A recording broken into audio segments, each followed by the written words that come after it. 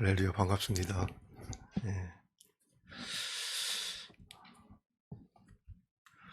그, 저는 이제 알래스카 오기 전에, 보스턴이랑 날씨가 좀 다르잖아요.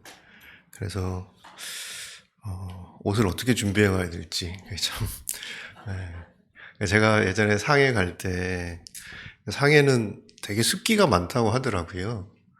그래서 이제 막 그 습기 제거하는 거, 제습제 이런 거를 정말 많이 준비해 갔어요.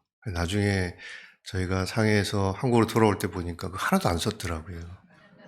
그러니까 우리가 뭘 잘 모르니까 걱정하고 염려하고 그러는 것 같아요. 그래서 막 준비는 하지만 또 쓸데없는 준비들을 하고 또 그러면서 정말 소중한 것들을 놓치는 것 같습니다. 이 시간, 이 자리에 나온 여러분들 모두가 정말 우리가 우리의 삶 가운데 허락하신 것들을 하나님께서 허락하신 뜻대로 잘 사용하는 그런 지혜로운 하나님의 사람들이 될 수 있기를 소망합니다. 오늘 둘째 날 첫 시간에 저희들이 좀 함께 나누고 싶은 것은 믿음과 순종에 대한 이야기입니다. 네, 마음이 무거워지시죠? 네. 뭐 뻔한 이야기 할 것 같지 않습니까? 믿음으로 사시라고, 또 순종하며 사시라고, 또 이런 이야기를 하게 될 텐데, 이 뻔한 이야기를 뻔하지 않게 해야 되는 사람이니까 많이 부담스럽죠. 하지만 오늘 말씀을 통해서 또 저는 여러분들이 여러분을 향한 그 하나님의 마음을 만났으면 좋겠습니다. 예. 제가 얼마 전에 뉴저지에서 저희 비전교회 목사님들이 같이 이제 모이는 시간들이 있었어요. 예. 근데 이제 그 일정 중에 우리 뉴욕의 인투교회 우리 심상현 목사님께서 또 이제 우리 비전교회 목사님들 왔다고 새벽에 피곤해 죽겠는데, 원래 가면 이제 저희들이, 아침에 밥 먹고 막 이렇게 회의하고 또 일정 보내고 이렇게 하는데, 또 이제 비전교회 목사님도 오셨으니까, 우리 그 뉴욕 성도들하고 좀, 같이 예배하고 말씀 나누는 그런 시간을 준비를 해 주셨더라고요.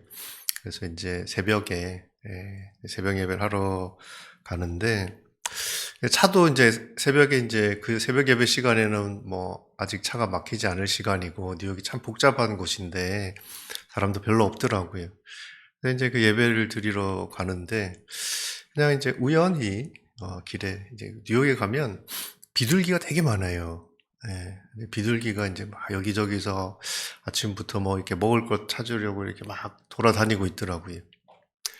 근데 이제 우리가 이제 가는 길에 차 옆에 차가 잠깐 서 있는데, 비둘기 몇 마리가 이렇게 지나가는데, 그 비둘기 한 마리가 이렇게 걸음이 되게 이상해요. 보니까 이 발가락이 이게 달아 있더라고요. 그래서 막 이렇게 불편하게 이렇게 걸어가는 걸 제가 보면서 참 뉴욕에는 비둘기도 참 애쓰면서 사는구나. 네. 어, 저는 그 마음이 우리를 보시는 하나님 마음 같다는 생각도 했습니다. 어느 곳에 가든지 제가 우리 성도들하고 이렇게 만나면 참 우리 성도들이 애쓰고 계세요. 잘 살아보려고 애쓰고 계시고, 또 열심히 그래도 주신 것 가지고 또 나름대로 또 신앙 안에서 잘 살아보려고 애쓰시더라고요. 이곳 알래스카 온누리 교회 성도들도 마찬가지라고 생각합니다. 우리는 믿음으로 살고 싶어요. 그렇지 않습니까? 아멘 안 하시네. 네. 우리 순종하며 살고 싶지요. 늘 이 믿음의 가치, 이 순종의 열매가 얼마나 귀한 건지를 우리는 들어서도 알고 또 살면서 조금 우리 삶 가운데 주시는 것들을 통해서 이렇게 경험합니다. 정말 애쓰는데, 저도 제가 여러분들에게 믿음으로 사십시오, 순종하며 사십시오, 오늘 뭐 이런 이야기를 하게 되겠지만, 우리의 문제는 뭐냐면, 그걸 모르지 않아요. 또 그런 소망이 없는 것도 아니에요.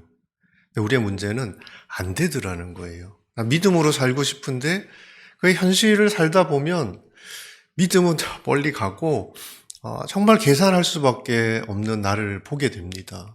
순종하며 살고 싶은데 그게 너무 두려운 거예요. 순종하며 사는 것이 정말 내 인생을 거는 모험처럼 보이니까 그게 우리가 생각하는 좋은 길이 이렇게 꽃길처럼 보이지 않으니까 이 순종의 길을 걸어가는 것도 참 마음 먹은 대로 그렇게 잘 안 되지요. 그러니까 늘 마음은 믿음으로 살고 싶고 순종하며 살고 싶은데 그렇게 잘 안 되지요. 그래서 우리는 이런 말씀 앞에 서면 믿음에 대한 말씀, 오늘도 우리 히브리서 말씀 여러분들 큐티하셨으면 믿음의 사람들에 대한 이야기가 나오는데 다 믿음으로 살았던 사람들이고 순종하며 살았던 사람들이지. 근데 그렇게 살고 싶은데 현실에 나는 그게 잘 안 되더라는 거지. 그런 말씀 앞에 쓰면 작아지고 또 그래서 그게 그런 이제 겉면들이 늘 마음에 부담은 있는 거예요. 근데 안 되니까 자책하고 또 애써 보다가 안 되니까 결국은 포기하고 난 이 정도면 그래도 뭐 다른 사람들에 비해서 이런 생각하면서 그냥 적당한 자리에 우리가 그냥 눌러 앉게 되는 거지. 그게 참 저는 목회자로서 안타깝고 우리 성도들이 지금 하나님께서 내게 주신 것으로 더 잘 살 수 있는 사람들인데 그렇게 살지 못하는 게 목회자로서 너무 가슴 아프고 그렇습니다. 불행한 그리스도인으로 사는 거죠. 아빠는 부자인데 자녀들은 늘 가난하게 사는 거예요. 저는 오늘 말씀을 통해서 여러분들이 얼마나 소중한 사람인지를 확인할 수 있는 그런 시간이었으면 좋겠고요. 그리고 여러분들이 가진 것으로 정말 더 잘 사실 수 있어요. 더 있어야 내가 필요하다고 내가 원하는 어떤 것들이 채워져야 내가 살 수 있는 삶이 있을 거라고 생각하지만 여러분들에게 하나님께서 지금 허락하신 것으로 여러분 더 빛나게 사실 수 있습니다. 하나님께서 우리에게 안 되는 걸 하라고 하시지 않아요. 분명히 할 수 있는 것들이에요. 근데 왜 우리가 그게 안 되냐면 그게 원래 안 되는 게 아니라 우리가 그걸 어떻게 해야 하는지를 잘 몰라요. 어떻게 하면 믿음으로 살 수 있는지, 어떻게 순종하며 살 수 있는지 그걸 잘 몰라서 늘 마음은 있는데 그렇게 사라지지 않는 거거든요. 오늘 하루 종일 여러분과 이 말씀 나눌 텐데 이 말씀 안에서 여러분들이 그 길을 찾기를 축복합니다. 제가 아주 초등학교 때인데 저희 이제 초등학교 때 친구들 저희는 이제 저보다는 다 조금 연세가 더 있으시니까 다 그렇게 사셨을 것 같은데 근데 학교 마치고 나면 그때는 공부하는 게 아니라 이렇게 놀러 다니죠. 저희 이제 친한 친구들 사는 그 동네에 이제 큰 산이 있어요. 우리는 이제 학교 마치면 산에 올라가는 거예요. 근데 제 친구 한 놈이 산에 불을 2번이나 냈어요. 이제 불을 이제 올라가서 처음에는 이제 불을 막 이렇게 피우다가 불장난 한 거죠. 갑자기 이게 불이 커진 거예요. 그래서 얘가 놀래가지고 요만큼 불 핀 건데 그냥 이렇게 끌 수 있는 건데 놀래가지고 내려왔어요. 그래서 산에 불이 커진 거예요. 그 다음에 또 올라가서 집으로 개 못 준다고 또 불장난 하다가 또 불이 났어요. 근데 요번에는 지가 끌 수 없는 불인데 그걸 지가 지난번에 안 끄고 내려가지고 큰 불이 났잖아요. 그래서 지가 끌려다가 또 그게 불이 커졌어요. 우리는 내가 어떤 능력을 가지고 있는지 하나님께서 내게 주신 게 뭔지를 잘 몰라요. 그러니까 나는 할 수 있을 것 같은데 사실은 내 능력 밖의 일들이 있거든요. 그런 것들은 우리가 하나님께 맡겨야 합니다. 근데 우리는 하나님께 맡겨야 될 일들을 내가 하려고 하다 보니까 너무 힘들고 애만 쓰고요. 어떤 일들은 하나님께서 내게 주신 것으로 충분히 감당할 수 있는 일이에요. 근데 우리는 믿음이라는 핑계를 대면서 그걸 또 하나님께 밀어놓기도 해요. 예. 그래서 사실 내가 어떤 사람인지 하나님께서 내게 주신 게 뭔지를 우리가 잘 분별할 수 있으면 우리가 믿음으로 사는 것, 순종하며 사는 것 그렇게 어렵지 않습니다. 예. 그래서 그런 이야기들 여러분과 좀 같이 하려고 해요. 여러분, 어제 제가 여러분께 드린 말씀 가운데 그런 이야기를 드렸어요. 우리가 왜 구원받은 하나님의 사람인데 거룩하게 살고 정말 믿음으로 살고 순종하며 살아야 되는데 그게 잘 안 되냐. 우리는 이제 늘 그 문제가 결국 이 구원과 실험하게 되잖아요. 내가 구원받지 못해서 그런가? 나는 하나님의 자녀라고 생각하는데 아닌 건가? 그래서 그게 안 되는 건가? 이렇게 많이 생각을 하는데 그게 구원의 문제가 아니라 변화의 문제라는 말씀을 드렸어요. 그러니까 우리가 믿고 하나님의 자녀가 된 거 맞는데 그래서 우리의 마음 속에 이 성령이 주시는 마음이 있는데 그 새 마음이 있는데 그 마음을 쫓아서 이 성령을 쫓아서 살아가기에는 우리 체질이 우리의 삶이 내게 익숙한 것이 변하지 않은 그런 이유 때문에 우리가 늘 생각은 거룩하게 살아야지 하면서 그렇게 못 사는 것들이 있습니다. 그래서 변하지 않아서 그런 것이고 그 변화를 위해서는 반드시 시간도 필요하지만 우리가 경건의 훈련들 해야 된다고 그런 말씀을 드렸어요. 근데 이 경건의 훈련이라고 하면 우리가 어떻게 해야 되냐, 뭘 해야 되냐, 여러 가지가 떠오르시겠지만 두 개 생각하시면 됩니다. 첫 번째는 말씀이고요. 두 번째는 기도예요. 네.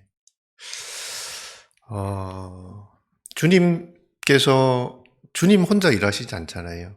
주님의 일을 또 성령께서 동역하시는 것처럼 이 말씀과 기도가 함께 하지 않으면 우리 삶의 영적인 변화들이 생각한 것처럼 일어나지 않습니다. 그래서 여러분들이 먼저 말씀, 두 번째 기도, 저도 늘 강조하는데 이런 말씀 앞에 서기를 게을리하지 마시고 기도의 끈을 놓지 않는 그런 성도들이기를 축복합니다. 자, 그럼 이게 왜 말씀이냐? 요한복음 6장에는 오병이어 사건이 오늘 잘 아시죠? 5개 빵, 2마리 물고기 가지고 5,000명을 먹이신 놀라운 이적이 기록되어 있습니다. 한번 읽어볼까요? 제자 중 하나 곧 시몬 베드로의 형제 안드레가 예수께 여짜오되 여기 한 아이가 있어 보리떡 5개와 물고기 2마리를 가지고 있나이다. 그러나 그것이 이 많은 사람에게 얼마나 되겠사옵나이까?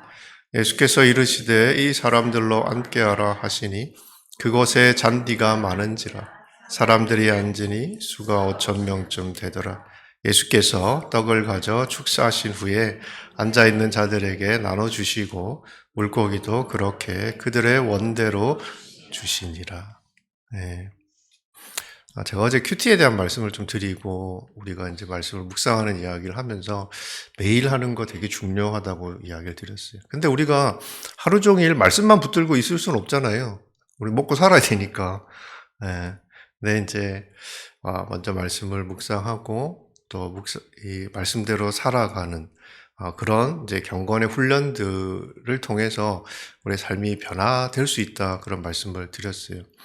근데 이제 제가 예전에 이제 이런 말씀을 드리면서 저도 이제 늘 제가 하는 이야기가 그냥 공수표처럼 진짜 이게 맞을까? 그런 생각이 들어요. 그래서 질문을 해보는 거죠. 여러분 한국에는 여러분들은 늘 말씀과 기도로 열심히 사실 것 같지만 한국에는 아침에 드라마를 해요. 그게 혹시 아십니까? 드라마 안 보셨죠? 아침에 한 30분 정도 드라마를 합니다. 그러면 그걸 꼭 빼놓지 않고 보시더라고요. 매일 보는 거예요. 매일 30분씩 드라마를 보는 거예요. 5년, 10년 꾸준히 보세요. 큐티하라 그러면 잘 못하는데 이 드라마는 뭐 이렇게 권면하지 않아도 알아서 딱 그 시간 되면 TV 앞에 앉아서 다 이렇게 보지요. 여러분 30분씩 큐티하는 거, 30분씩 드라마 보는 거 똑같지 않습니까? 매일 드라마 30분씩 꾸준하게 보면 여러분 우리의 삶이 변할까요? 근데 왜 큐티하고 묵상하고 이러면 우리의 삶이 변한다고 이야기할까? 네. 이유는 이겁니다. 안드레란 제자가 한 아이에게 이제 뭐 잘 아시죠? 가져왔어요. 보리떡 5개, 물고기 2마리. 그러면서 하는 말이 뭡니까? 주님, 이 많은 사람에게 이게 얼마나 되겠습니까? 이거 누구 입에다 붙이겠냐는 거지요. 이거 가지고 이 많은 사람들 어떻게 먹일 수 있겠습니까? 그렇게 이야기를 해요.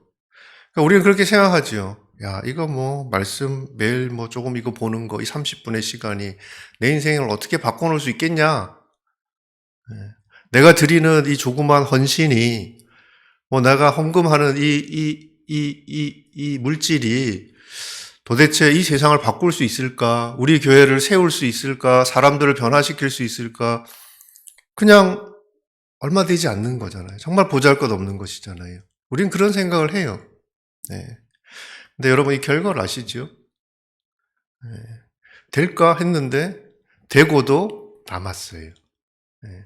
여러분 이 기적의 비밀이 뭘까요? 이 보리떡 생선이 무슨 특별한 뭐 떡일까요? 뭐 이렇게 떼면 뭐 하수분처럼 계속 늘어나는 이런 걸까요? 기적의 비밀은 11절에 있어요. 제가 이제 말씀을 준비하다가 오타가 났는데 11절 말씀이에요. 예수께서 떡을 가져 축사하신 후에 여기에 기적의 비밀이 있어요.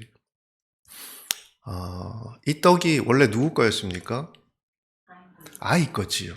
아이가 가지고 있을 때는 그냥 그 아이의 한 끼 식사 그거밖에 안 되는 거예요. 정말 보잘것없는 거지요. 근데 이 똑같은 게 누구 손으로 옮겨가졌어요? 그걸 예수께서 가지시니까 이런 일들이 일어나는 거예요. 여러분 누구에게나 뭐 30분, 1시간의 시간 똑같은 시간입니다. 근데 그걸 내가 쓰느냐 아니면 주님이 쓰시느냐에 따라서 결과는 완전히 달라져요. 우리가 말씀 앞에 서는 이 시간이 우리의 삶을 바꾸고 교회를 바꾸고 이 땅을 바꿀 수 있냐면 그 시간을 예수께서 쓰시기 때문에 그래요. 히브리서에 나와 있는 믿음의 사람들, 그 사람들 보면요 참 짠한 인생을 살았던 사람들입니다. 보잘것없는 사람들이었어요. 그 사람들이 뭐 대단한 사람들이어서 대단한 일을 한 게 아니라 딱 한 가지, 예수께서 하나님께서 쓰신 사람들이었어요. 그러니까 이 돌멩이 크기, 우리는 막 이거 크기 가지고 네가 크냐 내가 크냐 뭐 사실 도토리 키재기 하잖아요. 근데 이 돌멩이의 크기가 아니라 그 돌멩이를 누가 지고 있느냐에 따라서 여러분 이 세상을 흔드는 큰 파도가 일어날 수 있다는 거예요. 여러분들 왜 아니시겠어요? 주님께서 여러분의 인생을 쓰실 때 나는 나이가 많아서, 나는 몸이 안 좋아서, 나는 가진 게 없어서, 그럼 그건 핑계지. 그냥 예수께서 쓰시면 지금 여러분들이 가지고 있는 것으로 여러분 우리가 생각하는 그것 아닙니다. 정말 이 오병이어의 기적이 이 교회를 통해서 일어나게 되는 거예요. 왜? 하나님께서 이 교회를 쓰시니까. 하나님께서 나를 쓰시니까. 당연히 변하겠지요. 우리는 그런 믿음으로 사는 사람들입니다. 보세요. 다시 이 말씀 그 앞에 나오는 이제 다른 제자의 이야기입니다. 이것도 한번 보시겠습니다. 예수께서 눈을 들어 큰 무리가 자기에게로 오는 것을 보시고 빌립에게 이르시되 우리가 어디서 떡을 사서 이 사람들을 먹이겠느냐 하시니 이렇게 말씀하시면 친히 어떻게 하실지를 아시고 빌립을 시험하고자 하십니다. 빌립이 대답하되 각 사람에게 조금씩 받게 할지라도 200데나리온의 떡이 부족하리이다. 그러니까 예수님이 사람들이 이제 많은데 참 이렇게 안타깝게 여기신 거죠. 배고프고 그런데도 예수를 찾아와서 갈급한 마음이 있으니까 예수를 찾아온 거 아닙니까? 근데 이제 그냥 돌려보내기 이렇게 짠한 그 목자의 마음으로 이 사람들을 먹이고자 했는데 빌립이란 제자에 물어보는 거예요. 우리가 어디서 떡을 사서 이 사람들을 먹이겠느냐. 그러니까 문제를 하나 받은 거죠. 네. 문제를 하나 받은 거예요. 인생의 문제들이 있잖아요. 하나님께서 우리에게 주시는 오늘 내가 풀어야 될 숙제 같은 내 인생에 어떤 시간을 들여서 풀어야 될 그런 인생의 문제들이 있어요. 그지요? 네. 그럼 우리는 그걸 풀려고 고민합니다. 네. 고민을 해요. 그래서 빌립이 타입을 가져오지요. 네. 고민한 결과 주님 사람들에게 조금씩 걷어서 우리가 사람들에게 이렇게 나눠주면 될 것 같은데 그러려면 200데나리온 그러니까 원 데나리온이 그때 당시 한 사람 일꾼의 품삯이었으니까 미국은 제가 여러분들 얼마 받으신지 잘 모르겠어요. 한국은 보통 일당 한 3만 원, 5만 원 이렇게 받거든요. 그럼 일당 5만 원이나 치면 한 돈 1,000만 원 되는 거죠. 네. 그 정도를 사람들에게 객출해서 그래서 이렇게 사람들에게 먹이려고 해도 그래도 아마 좀 부족할 것 같은데요. 나름대로 이제 고민하고 답을 가져온 거죠. 사실 우리가 인생의 문제 앞에서 이렇게 합니다. 어떻게 하면 인생의 문제를 잘 풀 수 있을까? 어떻게 해결할 수 있을까? 고민하고 나름대로 이런 답을 찾아가지고 있지. 사실 요 중간에 6절 말씀인데 이 6절 말씀이 없으면 이게 별 문제 없어요. 다 그렇게 하는 거거든요. 근데 여기 6절 말씀에 이렇게 이야기를 하시죠. 우리가 어디서 떡을 사서 이 사람들 먹이겠느냐 하시니 이렇게 하시면 친히 어떻게 하실지를 아시고 시험하고자 하십니다. 그러니까 주님은 이 빌립에게 물어본 목적이요. 시험이었다는 거예요. 네, 시험이었다는 거예요. 근데 네가 잘 푸나 못 푸나 이걸 주님께서 보시려고 했던 것이라고 생각할 수도 있지만 그 앞에 이렇게 되어 있잖아요. 친히 어떻게 하실지를 아시고. 그러니까 빌립이 어떤 대답을 가져올지 아시는 거예요. 그리고 빌립이 가져온 방법대로 사람들을 먹이시지도 않을 거예요. 알고 있는 거죠. 다 계획이 있어요, 주님은. 계획이 있는데 빌립에게 이걸 물어본 거예요. 시험하고자 하십니다. 자, 의도가 있는 거죠. 시험에는 의도가 있는 겁니다. 이거 잘 풀었냐, 못 풀었냐, 100점이냐, 빵점이냐. 사실 우리는 이제 그 점수가 되게 중요한데, 의도가 뭔지가 되게 중요해요. 주님, 왜 이걸 빌립에게 물어보셨을까? 지금은 주님이 사람들을 먹이실 거예요. 주님이 이 땅에 계시는 동안은 주님이 배고픈 자들을 먹이시겠지요. 근데 주님은 영원히 계시지 않아요. 주님은 제 십자가 지시고 부활하시고 다시 하나님께로 아버지께로 돌아가실 거란 말이에요. 그럼 이 땅에 여전히 배고픈 양들이 있잖아요. 이 양들을 누가 먹여야 합니까? 제자들이 먹여야 되는 거예요. 빌립 같은 제자들이 먹여야 되는 거예요. 근데 만약에 주님이 이걸 물어보지 않으셨으면 빌립이 자신들이 이 양들을 먹여야 될 때 어떻게 했을까요? 이렇게 했겠죠. 야, 니도 좀 내고 너 좀 많이 가지고 너도 좀 내고 이래가지고 이렇게 하고 그때 그렇게 아마 했을 거예요. 주님은 그렇게 하지 말라는 거예요. 자, 주님이 문제를 주셨죠? 어떻게 먹일까? 근데 여러분 문제를 주신 분이 답도 가지고 있어요. 예수님께서 답을 가지고 있어요. 여러분 이 질문 한번 보세요. 우리가 어디서 떡을 사서 이 사람들을 먹이겠느냐고 물어보시잖아요. 주님은 빌립에게 너 이 사람들을 어떻게 먹일 거냐고 물어보지 않았어요. 방법을 물어보지 않았어요. 이 질문을 보면 주님 이렇게 물어보신 거죠. 자, 우리가 지금 떡이 필요한데 그리고 앞으로 네가 떡이 필요할 때가 있을 텐데 그때 너는 어디에 가서 떡을 구하겠냐고 물어보신 거예요. 어디에 떡이 있습니까? 떡을 구하려면 어디로 가야 합니까? 시장으로 가야 합니까? 누가 떡입니까? 예수가 생명의 떡이에요. 그러니까 너 인생에 문제가 생길 때마다 나한테 오라는 거예요. 내가 그 답을 가지고 있으니까 나한테 오라는 거예요. 네가 이 내 양들을 먹일 때 그때 나한테 오라는 거예요. 여러분, 우리가 왜 말씀 앞에 가야 하냐면 그분이 답을 가지고 계세요. 그 말씀 안에 길이 있는 거예요. 답이 있는 거예요. 그리고 그 말씀 앞에 나아가는 우리를 주님은 우리 안드레와 이야기했던 것처럼 우리를 쓰셔서 사람들을 먹이는 떡이 되게 하실 거예요. 그게 주님이 일하는 방법이에요. 그게 믿음의 사람들이 일하는 방법이에요. 그래서 말씀 앞에 나가시라는 거예요. 주님이 분명히 여러분들 인생에 문제를 주실 때 여러분 그거 잘 푸나 못 푸나 점수 매기려고 여러분의 그런 문제를 주시지 않아요. 그 문제를 가지고 어디로 가느냐가 중요해요. 주님 앞으로 가십시오. 말씀 앞에 가시면요. 거기 답이 있어요. 거기. 예. 그래서 우리가 어떻게 보면 참 우리 인생의 문제를 풀기 위해서 바쁘고 또 때로는 조바심 나고 또 그것이 우리에게 참 큰 짐으로 여겨질 때가 많지만 주님은 하나님을 바라라. 하나님 앞에 나아가라. 그 소망이 그분 안에 있다. 그분에게서 우리의 인생의 답을 찾을 수 있다고 말씀하시는 거예요. 말씀 앞에 나아가시기를 축복합니다. 그리고 여러분 우리가 말씀 안에서 길을 찾아도요. 많은 사람들은 그 길을 가기를 주저해요. 왜냐하면 답은 알겠어요. 이렇게 가는 게 맞는 건 알겠어요. 근데 그 길을 가보지 않았기 때문에 사람들은 두렵습니다. 가보지 않은 길은 우리에게 늘 두려움을 줘요.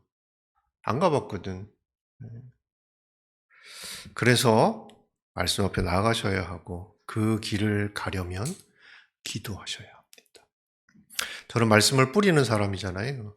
보세요. 누가복음 8장 말씀. 제가 이건 읽지 않을게요. 여러분 잘 아시는 말씀이라서. 밭의 비유 아닙니까? 씨 뿌리는 자의 비유라고 여러분 잘 알고 계시죠? 씨를 뿌려요. 그러면 좋은 밭도 있고 또 나쁜 밭도 있어요. 가시밭도 있고 길가도 있고 뭐 이렇게 밭이 있어요. 네. 그러면 이제 어떤 밭이 말씀이 잘 자랍니까? 이 씨앗이 잘 자랍니까? 집에서 농사 지어 보시죠. 네. 이건 뭐 아무리 좋은 씨앗이라도 이게 뭐 길가에 떨어지거나 뭐 바위 틈에 떨어지거나 네, 가시 덤불 사이에 떨어지면 못 자라요. 못 자라는 거예요. 그죠? 네. 그래서 이렇게 보면 말씀을 이렇게 늘 설교를 하고 말씀을 여러분들이 듣고 말씀의 씨앗이 뿌려지면 다 똑같이 뿌렸는데 어떤 사람은 참 잘 자라고 또 어떤 사람은 아무리 뿌려도 안 자라는 분들이 있지요. 네. 밭이 달라서 그래요. 밭이 달라서. 네. 네. 주님도 말씀의 씨앗을 여러분들이 계속 뿌리시지. 근데 안 자라더라고요. 안 자라는 밭들이 있어요. 네. 여러분 어떤 밭입니까? 내가 너무 직접적으로 이렇게 물어보는. 좋은 밭이길 원하시죠? 네. 누가 이게 뭐 나쁜 밭이길 원하는 사람이 있겠습니까? 그래서 이제 보통 결론은 그거죠. 좋은 밭이 되시라고. 네, 좋은 밭이 되셔야 합니다. 그러니까 이게 문제인 거예요. 그러니까 알겠어요. 좋은 밭이 되어야 내가 이게 내 삶에 열매가 있겠다는 거 알겠는데 어떻게 좋은 밭이 되냐는 거죠. 네, 좋은 밭이 되라. 그래 돼야지. 이게 여러분 의지를 가지고 뭐 여러분의 마음밭을 갈아엎고 이렇게 안 됩니다. 네. 사실 우리가 할 수 있는 거는요. 내가 어떤 밭인지를 아는 것까지. 말씀을 뿌려보면 알아요. 여러분 다 말씀을 들으시잖아요. 그죠? 네. 근데 내가 아무리 좋은 밭인 것처럼 그렇게 포장해도 말씀을 딱 뿌려보면 그 뿌린 말씀이 자라면 이건 뭐 누가 뭐래도 좋은 밭인 거죠. 네. 그럼 뭐 내가 막 이렇게 드러내지 않아도 사람들이 인정해 주지 않아도 뭐 그 사람은 좋은 밭인 겁니다. 그냥 말씀이 잘 자라요. 네. 그냥 자기 알아서 할 일들 잘 하시고 세상 속에서도 빛으로 사시고 잘 하시는 거예요. 예, 생명 열매들도 있으시고. 근데 어떤 사람은 안 돼. 예, 안 되는 거죠. 딱 우리가 말씀 뿌려보면 내가 어떤 밭인지를 속일 수 없는 거예요. 자, 근데 중요한 건 좋은 밭이 되어야 되는데 나는 그런 밭이 아닌 거를 확인을 했어요. 그럼 어떻게 이 변화가 일어나느냐는 거예요. 그래서 기도해야 합니다. 그래서 기도해야 합니다. 누가복음 말씀이죠. 너희가 악할지라도 너희 자녀에게 좋은 것 줄 알거든. 하물며 하늘에 계신 너희 아버지께서 구하는 사람에게 성령을 주시지 않겠느냐. 저는 이 말씀이 너무 은혜가 돼요. 나는 떡을 달라고 기도를 했는데 하나님은 성령을 주신다는 거예요. 나는 돈을 달라고 기도했는데 하나님은 성령을 주신다는 거예요. 나는 건강을 달라고 위로를 달라고 기도했는데 하나님은 성령을 주신다는 거예요. 구할 때. 왜 그렇겠어요? 하나님이 우리에게 뭐가 필요한지를 더 잘 아세요. 그러니까 기도하면 성령을 주시겠다고 약속을 하셨잖아요. 하나님의 약속이에요. 하나님의 약속이에요. 그러면 그러니까 이렇게 여러분 논리적으로 뭘 생각해 보시면 딱 이렇게 나오죠. 답이 나오죠. 아, 이거 내가 내 마음밭이 좋은 밭으로 변화되는 게 내 생각처럼 쉽지 않고 의지를 가지고 해보려고 했는데 어떤 때는 잘 되는 것처럼 가다가 또 안 되고 뭐 가시밭처럼 좀 잘하려고 하다가 막 죽고 막 이렇게 되더라고요. 근데 기도하면 하나님이 우리에게 성령을 주실 것이고 그 성령이 여러분의 마음밭을 기경하실 것이다. 그래야 밭이 변하는 거예요. 그래서 여러분 말씀 앞에 나가야 하고요. 또 기도해야 합니다. 이 두 가지를 여러분 붙들고 계시면 여러분들이 안 살고 싶어도 믿음으로 살게 되고 순종으로 살게 됩니다. 약속하신 것이니까. 그렇죠? 네. 이 주님께서 십자가 앞에 두고 기도하신 거예요. 네. 두 가지 제가 조금 이렇게 마킹을 해놨는데 처음 주님이 십자가를 두고 이건 주님도 가보시지 않았던 길이잖아요. 그런데 누구에게나 주님에게도 이 십자가는 쉽지 않은 길이셨던 거예요. 네. 그래서 기도하지요. 아버지 할 수만 있다면 이 잔을 내게서 옮겨주십시오. 우리 이렇게 기도하지 않습니까? 주님 내가 아픕니다. 이 잔을 옮겨주십시오. 그렇다고 뭐 옆 사람한테 옮겨달라는 건 아니지만 예, 걷어주십시오. 예, 걷어주십시오. 우리가 이런 소망을 가지고 기도하잖아요. 여러분, 그렇게 기도하셔야 합니다. 아픈데, 여러분, 뭔가 부족한데, 이거 여러분 열심히 하시겠지요. 근데, 기도하세요. 기도하세요. 예. 아버지가 가지고 있어요. 예. 왜 아프겠습니까? 나 찾아오라고 아픈 거잖아요. 왜 우리가 가난해? 나 찾아오라고 그런 거잖아요. 기도하세요. 우리는 원래 이렇게 기도를 시작해요. 하나님 도와주세요. 하나님 이것 주세요. 하나님 이거 필요합니다. 뭐 이거 너무 당연한 거예요. 누구에게 가서 기도하겠습니까? 옆집 아저씨한테 가서 달라고 그래요? 자기 아버지한테 가서 달라는 게 너무 맞는 거 아닙니까? 기도하는 거예요. 근데 주님이 계속 기도하셨지요? 마지막에 기도가 바뀝니다. 아버지의 뜻대로 해 주십시오. 네.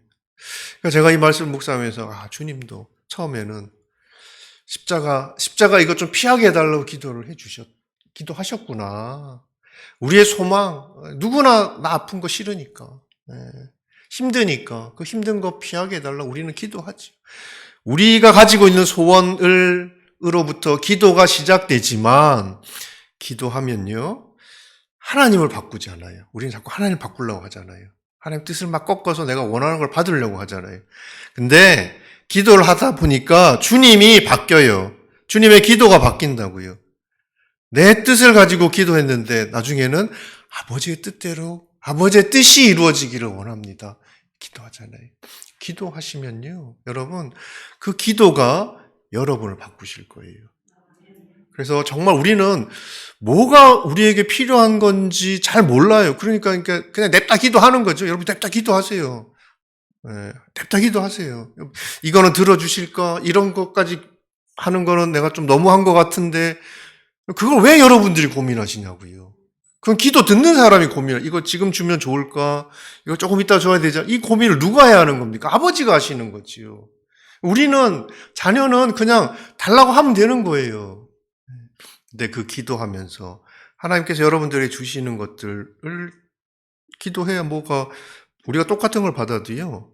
기도하고 받는 것과 그냥 받는 건 다릅니다. 그 주신 것에 담겨 있는 의미를 우리가 이해할 수 있어요. 이게 기도의 응답이구나. 나는 나는 돈을 달라고 기도했는데 하나님이 다른 걸 주실 때도 있잖아요. 그죠? 건강을 주실 때도 있어요. 그럼 열심히 일하라는 거구나. 열심히 일하면 그 결과로 하나님께서 또 필요한 것들 이런 우리가 이해를 할 수 있는 거잖아요. 그래서 기도하면서 우리는 아버지의 뜻을 헤아릴 수 있게 되고요. 또 아버지의 뜻대로 살게 되고 기도 가운데 내가 변하는 거예요. 저는 이게 성숙이라고 생각합니다. 그런 변화가 없이 우리가 믿음대로 살아야지 늘 생각만 하는 거예요. 사라지지 않는 거지. 그래서 여러분이 말씀과 기도 붙들고 하나님 앞에 나아가기를 축복하고, 제가 늘 이제 기도하는 세 가지 기도의 제목인데 거룩을 위해서 제가 기도해요. 네. 늘 말씀 앞에 설 때마다, 그리고 말씀을 묵상하고 난 다음에 하나님 앞에 이렇게 기도해요. 그러니까 그냥 샘플 같다고 생각하시면 되는데, 제가 그렇게 하나님 앞에 정말 거룩하게 또 정결하게 말씀 앞에 설 수 있도록, 또 그 말씀을 붙들고 거룩하고 정결하게 살아갈 수 있도록 기도합니다. 그리고 믿음과 순종을 위해서도 기도해요. 깨달았는데, 아까 말씀드렸지만 그 살아가는 길을 생각해 보니까 깝깝하거든. 그래서 우리가 순종을 잘 못해요. 그래서 기도하는 거예요. 미리 기도하는 거예요. 말씀대로 살게 해 주십시오. 하나님을 신뢰하며 살게 해 주십시오. 순종하며 살 수 있도록 도와주십시오. 기도하는 거예요. 그리고 세 번째, 저는 성령께서 늘 인도해 주시도록 기도합니다. 네. 그래서 말씀 앞에 설 때도 성령께서 보여주시고, 또 말씀을 따라갈 때도 지혜를 주시고, 또 순종할 수 있도록, 이게 다 우리가 성령에게 맡길 때 가능한 일들이에요. 그러니까 여러분, 의지로 열심으로 사시는 거 저는 존경합니다. 네, 저는 그렇게 좀 의지가 굳지 않아서. 근데 우리의 의지보다 성령의 의지가 훨씬 더 강하고 완전하고, 또 우리를 언제나 좋은 길로 인도해요. 그래서 늘 제가 이렇게 기도하는데 그냥 보여드린 거예요. 여러분들이 이렇게 기도하세요 이렇게 하면 또 뭘 기도해야 될지도 잘 모르시는 분들도 계시더라고요. 그래서 제가 성도들에게 저 이렇게 기도합니다. 그러니까 꼭 이대로 기도 안 하셔도 되지만, 이렇게 여러분들이 좀 여러분의 기도로 하나님 앞에 나아가시도록 했으면 좋겠습니다. 자, 그래서 이제 이게 말씀에 대한 이야기를 이제부터 좀 할 텐데요. 마태복음 7장에 나오는 이 말씀은 비판에 대한 말씀입니다. 제가 이제 말씀을 읽고 묵상할 때 우리가 빠지기 쉬운 함정들이 있어요. 이게 하나님의 뜻을 우리가 분별하려고 말씀 앞에 서는 거잖아요. 근데 우리가 보고 싶은 것만 자꾸 보일 때가 있어요.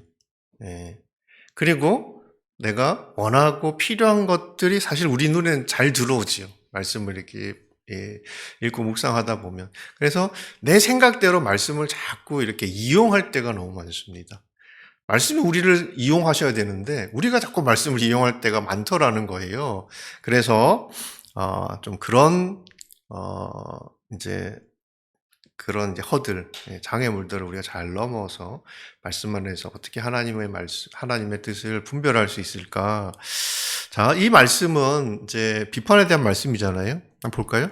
너희가 심판받지 않으려거든 심판하지 말라.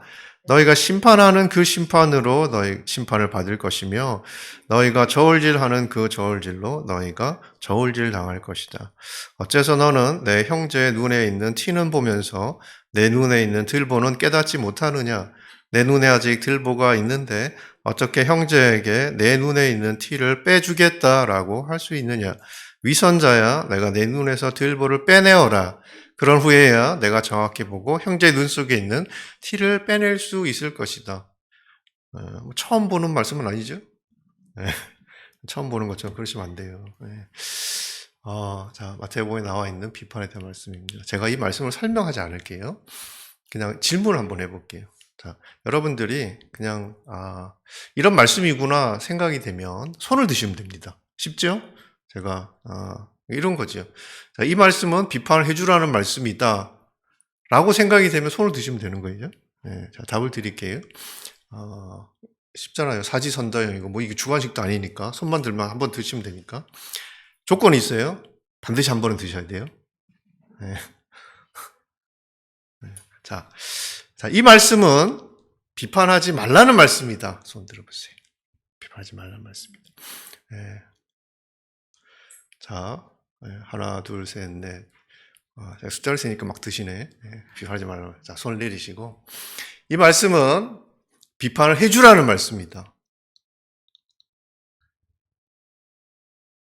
그럼 나머지 분들은 3번이에요? 답이 몇 개인 줄 알고 손을 안 드세요? 너나 잘해라? 3번 너나 잘해라는데?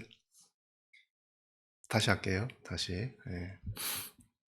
자, 이 말씀은 비판하지 말라는 말씀입니다.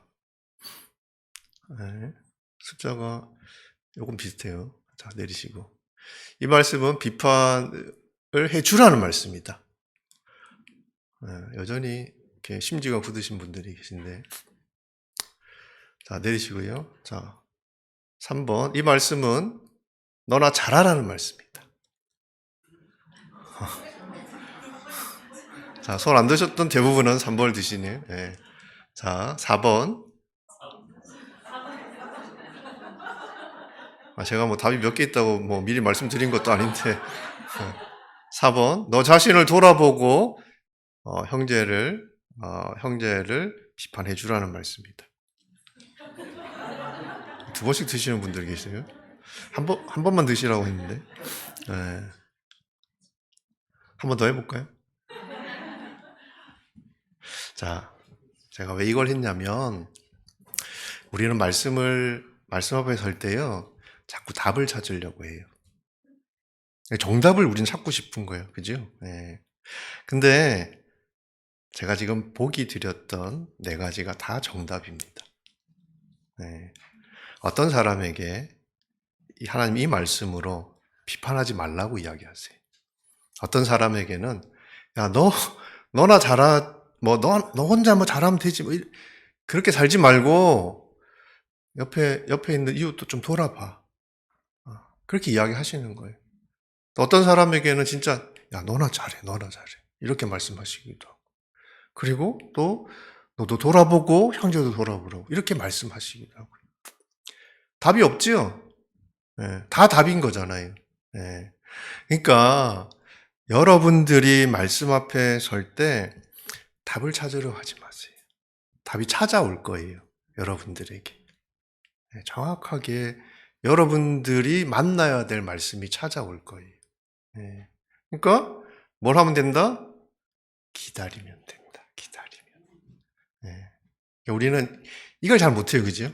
기다리기에는 너무 우리는 막 코리안 스타일로 막 성격이 급해. 네.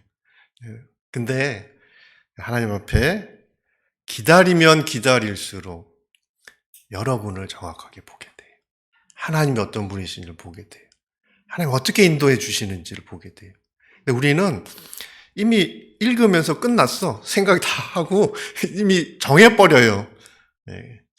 말씀 앞에 머무는 시간들, 그 시간들을 여러분들 정말 즐거워하셨으면 좋겠습니다. 저는 말씀 앞에 설 때마다 우리 목회자들은 설교 준비하고 막 이렇게 해야 되잖아요. 그래서 빨리 뭔가 이렇게 답을 찾아서 성도들한테 줄 것들을 찾기를 바라거든요. 근데 기다리는 거예요.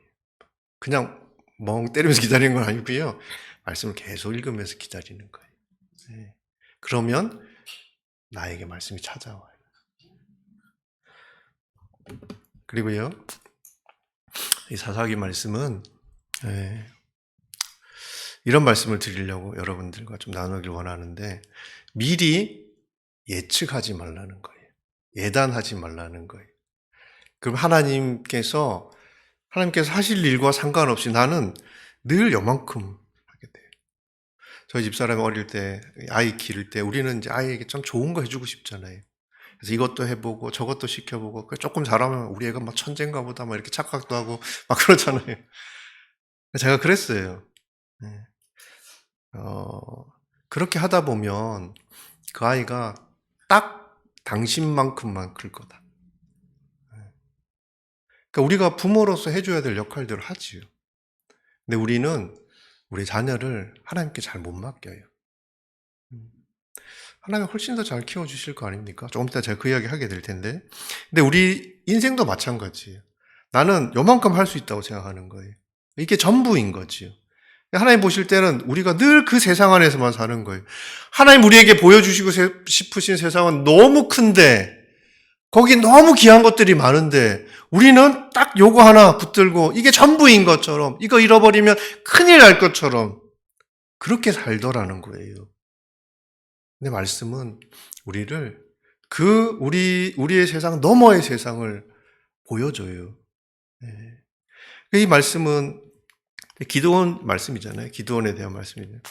하나님 이스라엘 백성들과 이 미디안 백성들이 이제 싸울 때, 그때 이제 미디안 백성이 그때 18만인가 그랬어요. 13만인가? 13만인가 그랬어요, 숫자가. 그때 기드온과 함께 싸우겠다고 나온 사람들이 한 3만 2천 명 정도 됐어요. 일단 잽이 안 되잖아요, 그죠? 일단 숫자로 이렇게 말이 안 되는데, 하나님이 이러는 거예요. 백성이 너무 많다는 거예요. 이것도 지금 이들 다 데리고 나가서 싸워도 지금 이길까 말까 하는데 너무 많다는 거죠. 그래서 그냥 싸우기 싫은 사람들 돌아가 그랬더니 많이 돌아갔어요. 2만 2천 명이나 돌아갔어요. 10,000명 남은 거예요. 하나님 또 그래요. 또 많다는 거예요. 그래도 여전히 많다는 거예요. 그래서 사람들을 물가로 데리고 가래요. 그래서 물을 마시게 하래요. 물을 마시면 내가 사람들 시험하겠다. 그래서 사람이 이 사람과 같이 가라고 하면 그 사람들하고 같이 가라고. 그렇게 이제 이야기를 하신 거예요. 그래서 갔어요. 사람들 데리고 물가로 내려갔더니 사람들이 물을 먹는 게 좀 다른 거예요. 한쪽 사람은 개처럼 물을 혀로 핥아 먹는 사람들이 있었고요. 또 물을 마시기 위해서 무릎을 꿇고 엎드리는 사람들이 있었대요. 자, 여러분, 어떤 사람을 하나님께서 데리고 가서 싸우라고 하셨을 것 같아요? 개처럼 물을 핥은 사람일까요? 아니면 엎드려서 무릎 꿇고 이렇게 물을 마신 사람일까요?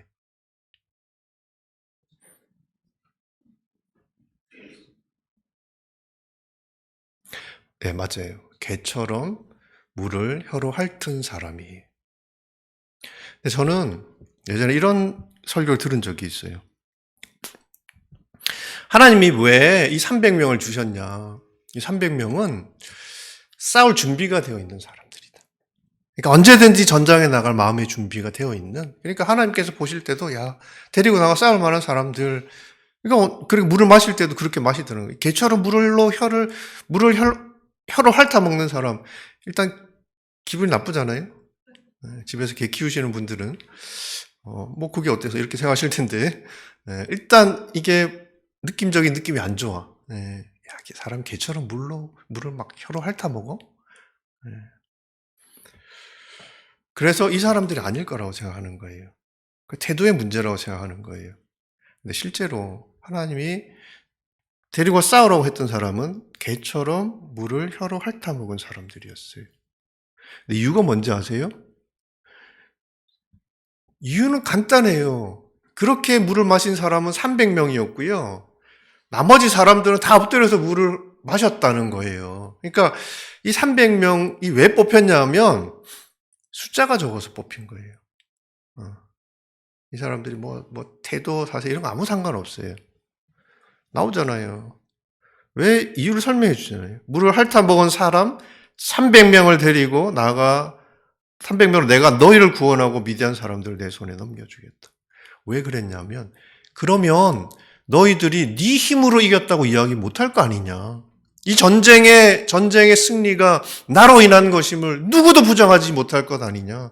그래서 여러분 이 말씀은 하나님께서 준비된 사람을 쓰신다는 얘기가 아니에요. 제가 그 설교를 하나님 준비된 사람을 쓰시니까 여러분 잘 하나님 쓰시도록 준비되셔야 합니다. 마음도 준비하시고 여러분 몸도 준비하시고 삶도 준비하셔야 합니다. 그렇게 설교를 하더라고요. 본문을 잘못 읽은 거지요. 이 말씀은요. 우리 인생에 주어지는 모든 승리는 하나님의 능력으로 가능하다는 이야기를 하는 거예요. 하나님 물론 준비된 사람들을 쓰세요. 그렇지만 우리는 늘 그렇게 보는 거죠. 하나님 준비된 사람을 쓰시니까. 이 생각을 가지고 말씀을 보니까 우리 인생 가운데 이루어지는 이 승리, 크든 작든 그 승리가 하나님 힘으로 가능한 것이구나. 이걸 자꾸 보지 못해요. 보지 못하는 거예요. 그래서 어떻게 하려고 해요? 내 힘으로 싸우려고 하는 거예요, 내 힘으로. 그러니까 여러분들이 가지고 계신 거 소중한 거예요. 근데 그것으로만 살지 않아요. 그리스도인은. 거기 플러스 나를 붙들고 계신 하나님의 능력으로 사는 사람들이에요. 그래서 이 말씀 앞에 설 때마다 여러분, 하나님 오늘 내게 보여주실 더 큰 하나님의 세상, 그걸 기대하는 마음으로 여러분 말씀 앞에 서세요. 그리고요, 우리는 여기 보시면 너희가 내 안에 거하고 내 말이 너희 안에 거하면 무엇이든지 원하는 대로 구하라. 그리하면 이루리라. 너무 좋은 말씀 아닙니까? 이런 말씀 이제 만나면 밑줄 착착 끊어야지. 네. 여러분 보세요. 무엇이든지 원하는 대로 구하라. 그리하면 이루리라. 야. 그래서 여러분들 기도해 보셨습니까? 저는 기도해 봤어요. 네. 근데 무엇이든지잖아요. 백지수표거든요. 뭐든지 네가 써라 그러면 내가 줄게 이거잖아요. 근데 안 주던데요. 안 주던데. 네, 안 주더라고. 내가 원하는 대로 주는 꼴을 못 봤어. 아니 대답도 안 해주고 뭐 딴 거 이런 것도 없고 안 주고 막 이래요. 뭐예요 이게? 무엇이든지 원하는 대로 구하라 그리하면 이룰 거라고 했는데 문제는 앞이죠. 앞을 잘라 먹은 거예요. 네. 너희가 내 안에 거하고 내 말이 너희 안에 거하면 내가 주님의 뜻과 연합하게 되면 주님의 마음을 헤아릴 수 있게 되면 여러분들이 뭘 구하겠어요? 주님이 원하시는 걸 구하겠지. 그게 무엇이든 이루어지는 게 너무 당연한 거 아닙니까? 네. 그러니까 우리는 늘 좋아하는 것, 필요한 것, 딱 그것만 보는 거예요. 그리고 우리의 삶은 딱 그 안에 머물러 있는 거지요. 이거는 응답에 대한 약속이 아니고요. 연합에 대한 권면이에요. 권면, 연합. 나와 함께 하자. 네. 그러면 네 삶이 잘 될 수밖에 없지 않니? 이런 이야기를 해주시는 거잖아요. 그죠? 그러니까 우리는 원하는 대로 봐요. 원하는 대로. 네. 그리고 그게 전부라고 생각해요. 여러분, 민수기 13장 말씀을 보면 이스라엘 백성들이 출애굽해서 이제 그 가데스 바네아에 이르르잖아요. 40일간 정탐꾼을 보냅니다. 12명의 정탐꾼을 보내지요. 40일간 정탐을 하고 돌아왔어요. 10명의 정탐꾼이 이렇게 이야기합니다. 야, 저 땅 가면 큰일 나겠더라. 저 땅 사람 거인이고 이 사람들은 늘 뭐 전쟁하면서 사는 사람들이고 우리는 그 사람들 앞에 그냥 메뚜기 같더라. 10명은 이렇게 이야기했고요. 여호수아와 갈렙은 다른 이야기를 하죠. 아니다. 하나님 주신 땅이다. 올라가자. 우리 밥이다. 이야기를 했어요. 여러분 생각해 보세요. 정탐꾼의 미션은요. 본대로 느낀 대로 보고하는 거예요. 12명의 정탐꾼이 똑같은 땅을 보고 왔어요. 똑같은 사람들 보고 왔겠죠. 근데 보고하는 내용이 달라요. 여러분 누가 허위 보고를 한 것 같습니까? 누가 봐도 여호수아와 갈렙이 이 구라를 치고 있어. 다 이렇게 나오잖아요. 실제로 본 거는 거인들, 늘 이 사람들은 막 맨날 싸움해서 뭐 이렇게 하던 사람들이었단 말이에요. 10명의 정탐꾼은 자기들이 본 대로, 느낀 대로 보고를 했던 거예요. 여호수아는, 갈렙은 그렇게 보고하지 않았어요. 그러니까 허위 보고를 한 쪽은 저는 팩트를 따지자면 여호수아와 갈렙이라고 생각합니다. 근데 중요한 거는 하나님이 누구 손을 들어주셨어요? 이게 희한한 거야. 이게 사실 허위 보고한 여호수아와 갈렙을 손을 들어줬단 말이에요. 그리고 결국은 가나안 땅에 들어간 사람은 이 두 사람밖에 없어요. 여기 이 많은 사람들 가운데. 도대체 무슨 차이일까? 이런 거예요. 그 10명의 정탐꾼들은요, 자신들이 본 게 전부라고 믿었어요. 그게 진짜라고 믿었어요. 여호수아와 갈렙은 똑같은 거 봤지만, 이들은 자신들이 하나님께로부터 들은 것을 믿었어요. 그건 니들 거야. 내가 너들 주려고 내가 준비해 놓은 거야. 이걸 믿은 거예요. 그러니까 차이는 뭐냐면 본 게 다른 게 아니고요. 믿은 게 달랐던 거예요. 여러분, 우리도 세상 사람들, 여러분들 똑같이 세상 살면 똑같은 거 보잖아요. 뭐 우리라고 뭐 특별한 세상을 사는 거 아닙니다. 똑같은 세상을 살아요. 근데 우리는 본대로 믿지 않고요, 들은 대로 믿는 사람이에요. 결과 어떻게 됐습니까? 믿음대로 됐잖아요. 믿음대로 된 거예요. 본 것을 믿은 사람들 가운데 한 사람도 가나안 땅에 못 들어갔다고요. 하나님의 약속의 말씀, 들은 것을 믿은 사람들만이 그 현실의 광야를 지나서 가나안으로 들어갑니다. 이게 우리가 가진 담대함 아닙니까? 왜 우리가 믿음으로 살아야 합니까? 믿음대로 되기 때문에 그래요. 근데 그 믿음의 시작은 뭐냐 하면 하나님 말씀이라는 거예요. 하나님 약속이라는 거예요. 그냥 내가 믿고 싶은 거, 난 이랬으면 좋겠어. 우린 그걸 믿음이라고 많이들 착각하거든요. 아니에요. 하나님 약속하지 않은 것을 믿는 것은요, 그냥 신념이에요. 신념. 믿음이 아니에요. 그러니까 이 믿음의 시작은 말씀이에요. 그러니까 말씀 앞에 서지 않으면 우리는 믿음다운 믿음을 가질 수가 없는 거예요. 그러니까 우리가 그냥 본 걸 전부 다 진짜라고 생각하고 그냥 그 세상 속에서 그냥 먼지처럼 살다가 사라지는 거지. 그래서 여러분, 우리가 보아야 할 것, 그거를 제대로 보려면 먼저 잘 들어야 합니다. 잘 들어야 합니다. 하나님 여러분들에게 뭘 이야기하시는지 잘 들어야 합니다. 누가복음 이 말씀은 사가랴라는 사람은 세례 요한의 아빠예요. 이때 이 사가랴가 예수님 태어나시기 전에 사가랴 앞에 이제 제사장의 직무를 하러 성전에 들어가 있는데 비몽사몽간에 뭐였는지 모르겠는데 천사가 딱 나타나요. 천사가 너한테 애가 생길 거라는 거예요. 사가랴가 대답을 하죠. 나도 늙고 아내도 나이가 많은데 이게 어떻게 가능하냐고. 그래서 결과가 어떻게 됐냐 하면 사가랴가 벙어리가 됩니다. 네가 벙어리가 되어 능히 말을 못할 것이다.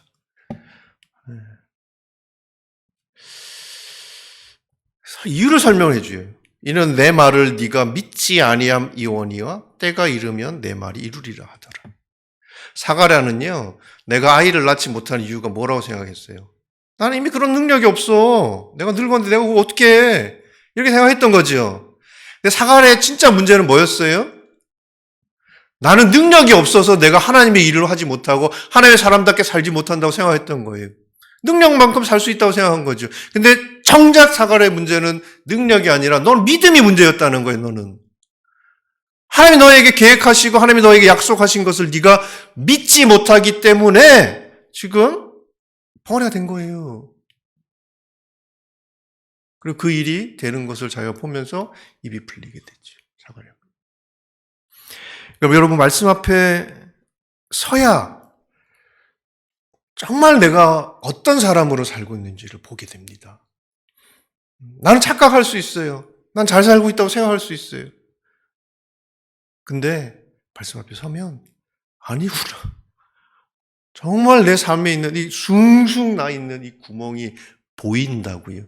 이걸 못 보니까 이게 내가 나 있는지도 모르고 내가 이렇게 막 정말 이 체질이 허약한지도 모르고 그냥 그렇게 열심히 애만 쓰시는 거예요. 그래서 말씀 앞에 서면서 여러분을 보셔야 합니다. 그리고요. 자, 잠언 11장 15절 말씀입니다. 보증에 대한 말씀. 같이 한번 읽어볼까요? 타인을 위하여 보증이 되는 자는 손해를 당하여도 보증이 되기를 싫어하는 자는 평안하니라. 보증에 대한 말씀이 잠언의 말씀에 보면 보증에 대한 말씀이 참 많이 나오거든요. 제가 이번에 우리 목사님이 이제 보스턴에 오시는데 이분이 이제 뭐 저희가 사례도 막 많이 못 드리고 이러니까 집을 구하는데 참 못 구하는 거예요. 이분도 뭐 미국 온 지 얼마 안 되고 뭐 크레딧 없고. 제가 또 보증, 이렇게 코사인이라도 해주면 좋겠는데 저도 노 크레딧이거든요. 크레딧이 없어요. 저는 이제 하늘에다가 이렇게 크레딧을 쌓는 사람이기 때문에 뭐 잘못 살았던 것 같아요. 하여튼 정말 필요한데 내가 이게 해주고 싶은데 뭐 없으니까 못 하는 거예요. 그래서 이제 저희가 또 그런 분들을 좀 부탁을 드려서 뭐 그렇게 하기도 하는데 잠언 말씀은 그러잖아요. 이거 무슨 말씀이에요? 보증 쓰지 말라는 말씀이잖아요. 그죠? 그러니까 이 말씀을 딱 만나면, 야, 오늘 내가 코사인을 해야 되는데 보증을 쓰지 말라는구나. 딱 이렇게, 이게 지혜로운 거 아닙니까? 한 번만 말씀하신 것도 아니고 계속 말씀해. 보증 쓰지 말라, 보증 쓰지 말라, 보증 쓰지 말라. 그럼 왜 보증을 쓰지 말라고 할까요? 보증이라는 건요, 믿음을 근거로 하는 거예요. 내가 저 사람을 못 믿겠어. 아무리 뭐 말로 뭐 이렇게 다 해준다고 그러고 막 이렇게 자기가 다 할 수 있는데 뭐 그냥 이거 사인만 좀 해달라고 해도 내가 저 사람 못 믿겠어. 만약 제 동생이 이런 맨날 돈 떼먹고 도망가던 놈인데 형 찾아와가지고 나 좀 돈 좀 빌려줘. 그럼 빌려줍니까? 전 안 빌려줄 것 같은데요. 네. 왜냐면 떼먹고 도망갈 거 뻔하니까. 그러니까 무슨 말이냐면 신뢰를 근거로 하는 게 보증이에요. 왜 보증을 서주지 말라냐면 사람은 믿음의 대상이 아니기 때문에 그렇습니다. 사람은 사랑의 대상이에요. 사기치고 실수하고 잘못하고 알지요. 그렇지만 사랑해 주어야 하는 대상이에요. 근데 사람을 믿으면 실패하는 거예요. 저 사람이 나한테는 그럴 사람 아니야. 저 사람은 그럴 사람 아니야. 이게 믿음이잖아요. 이 신뢰가 사람에 대한 믿음이 우리를 망가지게 하니까 믿음의 대상은 오직 한 분 하나님밖에 없습니다. 네. 그리고요, 저는 이 보증에 대한 말씀을 묵상하는데 보증이란 건 뭡니까? 만약에 이제 제가 코사인 해줬어요. 근데 아니나 달라 이놈이 도망을 갔어. 떼먹고 도망을 갔어요. 어떻게 해야 됩니까? 그게 무서워서 우리는 보증을 못 써주는 거 아닙니까? 이 대신 해줘야 되는 거. 대신 갚아주겠다는 약속이 보증이에요. 여러분, 이게, 신앙적인 용어로 뭔지 아세요? 대속이에요, 대속. 대신 갚아주는 거예요. 우리는 대신 갚아줄 능력도 없고요. 대신 갚아줄 의지도 없는 사람이에요. 보증을 서줄 수도 없고요. 서주면 안 되는 사람들인 거예요. 근데 믿음의 대상인 하나님께서 우리에게 보증해 주신 게 있지. 대속이잖아요. 네가 잘못한 거 내가 다 갚아줄게. 그러니까 이 말씀은 우리 삶 속에 늘 만나게 되는 현실적인 문제이긴 하지만 여러분, 잠언은요, 우리에게 현실을 살아가는 지혜를 가르쳐주는 책이 아닙니다. 어떻게 믿는 자답게 살 수 있는지를 길을 보여주는 책이에요. 그러니까 이 잠언 11장 15절 말씀 속에서 우리는 뭘 보게 되냐면 십자가를 만나는 거예요. 그래서 말씀 앞에 설 때 우리는 나도 보이고요. 나만 보이면 안 돼요. 십자가도 보이는 거예요. 그래야 우리가 말씀대로 살아가는 것이 참 안전한 것이구나. 이 좋은 것이구나. 그거를 실제로 한 걸음 한 걸음 걸어가면서 만나게 되는 거지. 네. 자, 마태복음 5장 29절 30절 말씀. 이건 제가 읽어드릴게요. 만일 네 오른손이 너를 실족해 하거든 빼어내버리라. 내 백체 중 하나가 없어지고 온몸이 지옥에 던지우지 않는 것이 유익하며 또한 만일 내 오른손이 너를 실족해 하거든 찍어내버리라. 내 백체 중 하나가 없어지고 온몸이 지옥에 던지우지 않는 것이 유익하니라. 자, 그래서 우리가 사실은 이제 말씀대로 살려고 사실은 이제 말씀 앞에 서는 거고 주님 만나는 건데 이런 말씀을 만나면 참 마음이 어렵지요. 네 오른 눈이 너로 실족하게 하거든 빼어내버리라.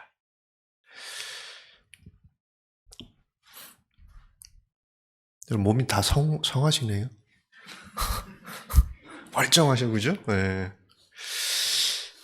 이 말씀대로라면 우리는 뭐 이렇게 손도 하나 어디 갖다 버려야 될 것 같고 매일 밤에 집에 가서 오늘 어디를 잘라야 될까? 이 고민을 해야 될 것 같지요? 네. 여러분, 그래서 여러분들이 만약에 말씀대로 눈도 빼고 손도 자르고 발도 자르고 그럼 어떨까요? 말씀대로 잘 살고 있는 걸까요? 위로가 되죠. 그런 말씀은 아닐 거예요. 실제로 주님은 이렇게 말씀하신 거예요.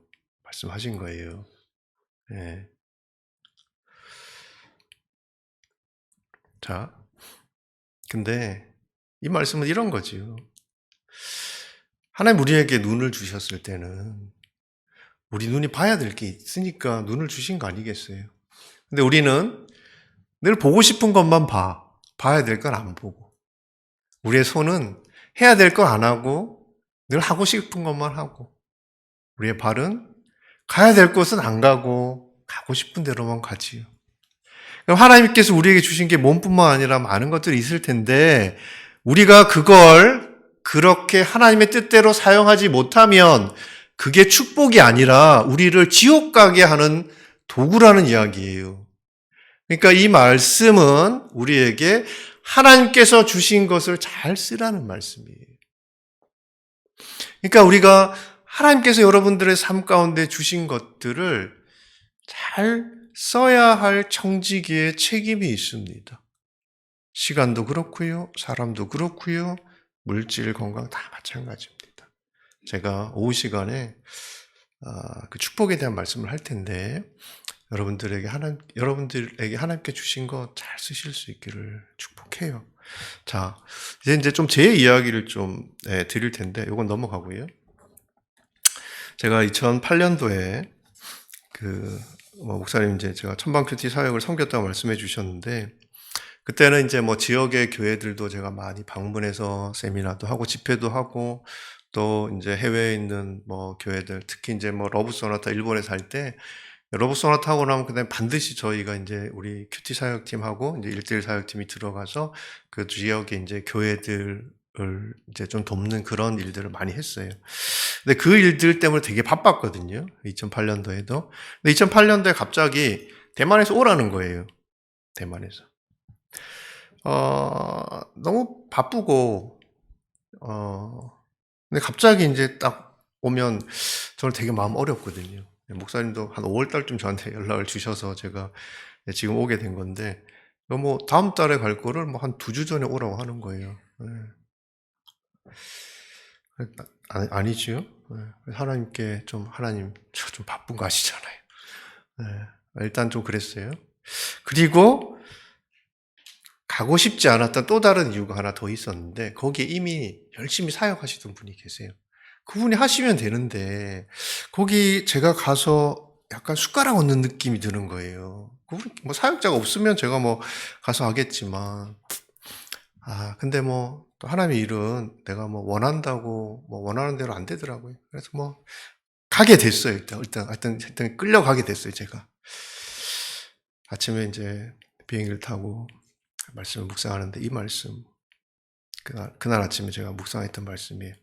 같이 한번 보실까요? 예수께서 초대받은 사람들이 윗자리를 고르는 것을 보시고 초대받은 사람들에게 이런 비유를 들려주셨습니다. 결혼잔치에 초대받으면 윗자리에 앉지 마라. 혹시 너보다 더 높은 사람이 초대받았을지 모른다. 만약 그렇다면 너와 그 사람을 모두 초대한 그 주인이 다가와 이분에게 자리를 내드리십시오라고 할 것이다. 그러면 너는 부끄러워하면서 끝자리로 내려가 앉게 될 것이다. 그러므로 초대받으면 끝자리에 가서 앉아라. 그러면 주인이 와서 친구여, 이리 올라와 더 나은 자리에 앉으시오 할 것이다. 그렇게 되면 다른 모든 사람들 앞에서 내가 높아질 것이다. 자기를 높이는 사람은 낮아지고 자기를 낮추는 사람은 높아질 것이다. 이거 누가 봐도 겸손에 대한 말씀이죠. 그죠? 겸손에 대한 말씀입니다. 이 말씀을 보고 다른 생각이 드시면 말씀을 또 읽으시면 돼요. 겸손에 대한 말씀이에요. 그러니까 제가 더 마음이 어려운 거예요. 아니 하나님, 주님, 제가 이거 잘 준비된 잔치라는 거 알겠어요. 잘 준비된 잔치라는 거 내가 알겠는데 거기 열심히 사역하는 사역자가 있는데 제가 거기를 가는 게 이게 아니지 않습니까? 이거 제 자리 아닌 것 같은데 그 마음이 너무 드는 거예요. 너무 마음 무거운 거예요. 불편했어요. 근데 이제 이 말씀을 이제 시간도 많고 묵상을 하는데 이런 생각이 드는 거예요. 주님이 겸손에 대한 말씀은 맞는데 주님이 말씀하시는 겸손이 뭘까? 여러분, 우리는 겸손을 이렇게 생각하잖아요. 나를 낮추는 거, 다른 사람을 높여드리는 거. 이게 겸손한 거죠, 그죠? 네. 그게 과연 겸손이라면, 마지막 말씀이 이상하잖아요. 자기를 높이는 사람은 낮아지고 자기를 낮추는 사람은 높아질 것이다. 아니, 내가 스스로를 낮췄는데 이걸 다시 높이시겠다는 거예요. 그럼 나를 다시 교만하게 만들겠다는 거잖아요. 뭔가 이렇게 앞뒤가 안 맞는 거예요. 내가 겸손이라는 게 분명히 나를 낮추는 거고, 분명히 내가 안 갈 자리라서 내가 안 가는 게 맞는 것 같은데, 그런 사람을 또 높인대요. 너무 이상한 거죠. 그래서 뭐지 했어요. 왜 뭐지? 네. 자, 여러분, 우리가 얼마나 낮아지면 겸손하다고 이야기할 수 있을까요? 내가 예전에 참 교만한 사람이었는데, 이게 예수 믿고 나니까 알겠어요. 그죠? 네, 그래서 이제 막 이렇게 살다 보니까, 지금 생각해보니까 내가 좀 예전에 비해 참 많이 겸손해진 것 같아요. 여러분, 이 교만한 걸까요? 겸손한 걸까요? 이것보다 교만한 게 없어요. 그죠? 내가 참 겸손해진 것 같아. 이거 완전 교만의 끝판왕 아닙니까? 그럼 도대체 우리가 얼마나 낮아져야 겸손하다고 이야기할 수 있을까?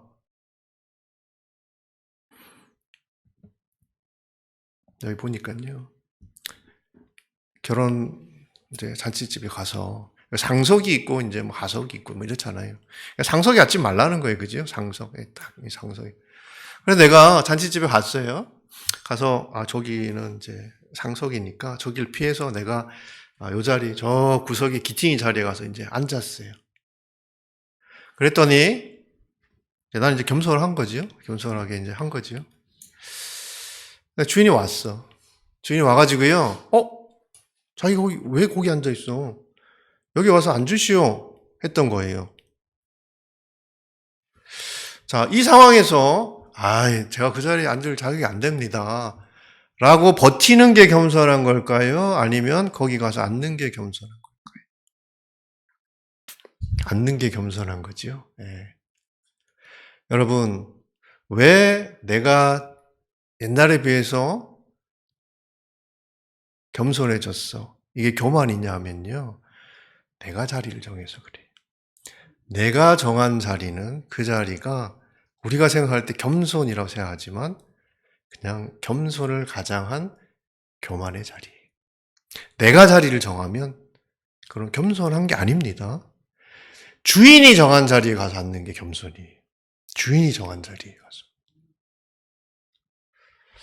제가 오늘의 교회를 사역하면서 참 많이 돌아다녔어요. 네. 그래서 뭐 상해도 갔다가 한국도 갔다가 또 호주도 갔다가 보스턴 가고, 저는 교회에서 사역하면서 이렇게 돌아다닐 줄 몰랐거든요. 생각하지 못한 일들을 막 겪는데, 항상 교회가 뭐 이렇게 가라고 할 때 저는 그렇게 생각해요. 제가 이 말씀을 만나고 나서 하나님이 교회를 통해서 나에게 말씀해 주시는구나. 내 위에 권위자가 있을 거 아니에요. 그래서 이재훈 목사님, 담임 목사님이시니까 하나님이 담임 목사님 통해서 말씀해 주시는 것이 때로는 참 불편할 수 있어요. 여러분 생각해 보세요. 제가 호주 시드니에 있다가 교회 이제 막 어려운 거 다 과정을 지나고 이제 교회가 이제 참 이제 좋아졌어요. 장로님들 너무 좋아하시고 이제 교회가 좀 할만하다고 했는데 보스턴을 가라고 한 거예요. 시드니에서 보스턴까지 비행기로 24시간 딱 걸립니다.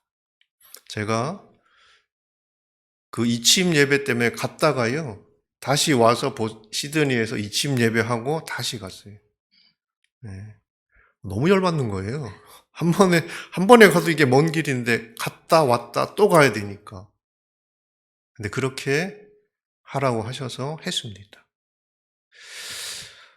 교회가 그렇게 정해서 하라고 하는 그 자리에 앉는 게 저는 순종이라고 믿어요. 그래서 그냥 그렇게 했어요. 그렇게 했어요. 그랬더니 제가 길을 찾는 것보다 훨씬 좋은 길로 하나님이 인도해 주시더라고요. 목사님이 저한테 여기 와서 이렇게 집회 부탁하셨을 때 목사님을 통해서 하나님 말씀하시는 거기 때문에 순종했어요. 네. 여러분, 이거 어렵지 않습니다. 우리가 어렵게 생각하는 거예요. 이거 어렵다고 생각하는 거예요. 근데 제가 경험해 보니까요, 주님이 가라는 대로 가는 게 제일 좋은 길이더라고요. 그게 제일 안전한 길이에요. 하나님은요, 우리 인생의 길을 다 막지 않으십니다.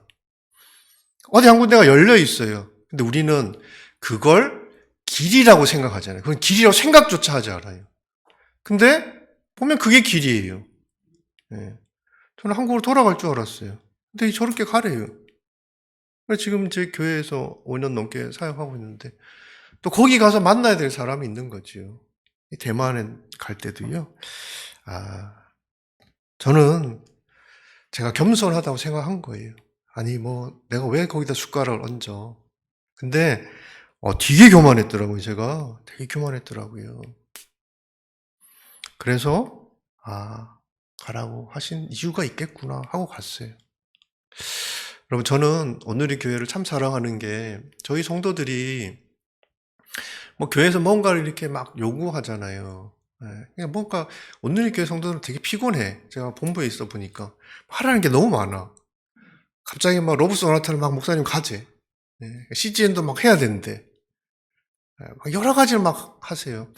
저는 오늘 교회 성도들이 뭐 물론 이제 군시렁군시렁 하면서 이제 하긴 해요. 근데 그거를 왜 하냐고 안 물어보시더라고요. 이거 왜 해야 돼요? 이거 왜 가야 돼요? 안 물어보시고요. 그냥 해요. 그래서 저게 가능할까? 근데 이유가 있어요. 교회를 신뢰하시는 거예요.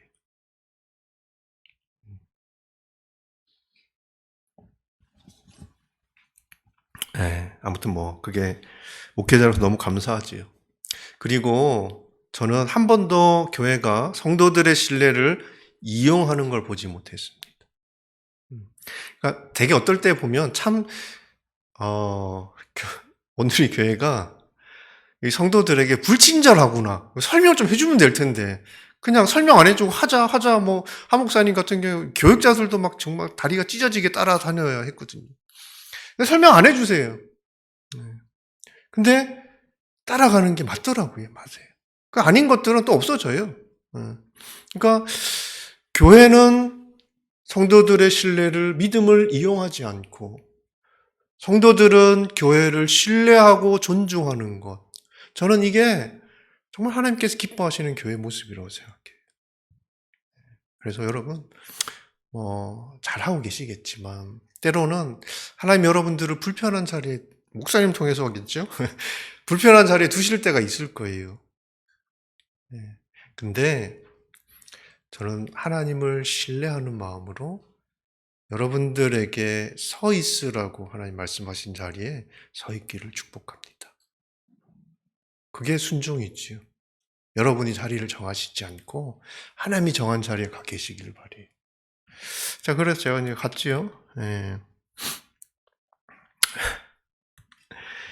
이제 이 말씀은 이제 이제 누가복음 계속 이어지는 말씀인데 거기 이런 사람들이 있다는 거예요. 이런 사람들 기다린다는 거예요. 가난한 사람도 있고 장애 있는 사람도 있고 그래서 이거 가야 된다는 거죠. 그래서 가야겠구나. 가는 게 맞구나. 그러고 제가 갔어요. 자, 근데 그 뒤에 나오는 말씀은 잔치를 베풀어놓고 사람들이 초청하는 거예요. 근데 사람들이 안 와. 핑계를 다 내가 방금 결혼을 해가지고 내가 지금 방금 소를 사가지고 이러면서 막 이제 핑계를 대는 거예요. 그러니까 나도 핑계를 대고 있다는 거지. 내가 겸손을 가장한 핑계를 대고 있었구나. 정확하게 보게 된 거예요. 빼박이죠, 이러면. 그래서 이 말씀을 통해서 주님이 해주셨던 이야기가 뭐냐면 이 집회는 너를 위한 잔치라는 거예요. 나를 위한 잔치라는 거예요. 네가 가야 돼서, 네가 가서 누릴 게 있다는 거예요. 네가 가서 볼 게 있다는 거예요. 나는 내 거 퍼준다고 생각하고 내 시간을 막 이렇게 써야 되고 이렇게 생각했거든요. 그래서 핑계를 댔는데 너가 가서 네가 누릴 게 있다는 거예요. 네. 그럼 너무 감사하지요? 그날 가서 대만에 가서 이제 집회를 가졌어요. 너무 좋았어요. 네, 좋았어요. 그래서 결과적으로 이제 잘 진행이 됐으니까 제가 감사하긴 했는데 뭔가 좀 찝찝한 거예요. 이 찝찝하면 안 되는데. 찝찝한 이유가 뭐냐 하면 아까 이 잔치집에 가면 가난한 사람, 병든 자들이 있을 거라고 했는데 제가 그때 집회했을 때 우리 그 대만의 성도들은 안 그래 보였어요. 너무 행복하게 잘 살고 있는 분들인 거예요. 뭐지 싶은 거예요. 이러면 안 되는데. 어쨌든 그날 그렇게 지나갔어요. 그 다음날 제가 이게 타이베이, 타이중, 타이난 이렇거든요. 타이중이라는 중간인 도시에 집회를 하러 가게 됐어요. 근데 그날 아침에 말씀을 묵상하는데 이 말씀을 만났어요. 물은 내게 오는 자가 자기 부모와 처자와 형제와 자매와 더욱이 자기 목숨까지 미워하지 아니하며 능히 내 제자가 되지 못하고 누구든지 자기 십자가를 지고 나를 따르지 않는 자도 능히 내 제자가 되지 못하리라.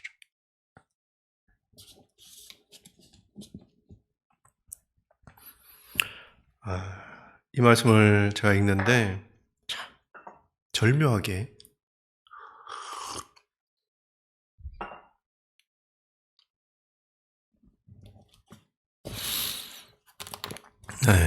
제 아들 얼굴이 떠오르는 거예요. 저희 아들이 이제 그때 아직 학교 안 갈 때였으니까 이제 아빠가 며칠 집에 못 들어오는 걸 얘가 눈치를 깐 거지요. 그래가지고 따라오겠다고 정말 떼를 쓰는 거예요. 제가 그걸 딱 떼놓고 왔거든요. 어떻게 해요? 떼어놓고 와야지. 근데 이 말씀을 읽는데 아들 얼굴이 막 겹쳐 보이는 거예요.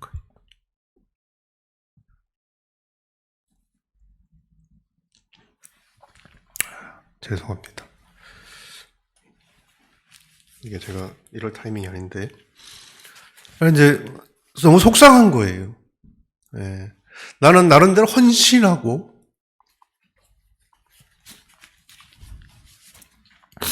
그래도 열심히 주님 일을 하는데 이 말씀을 만난 거예요. 그래서 제가 물었죠.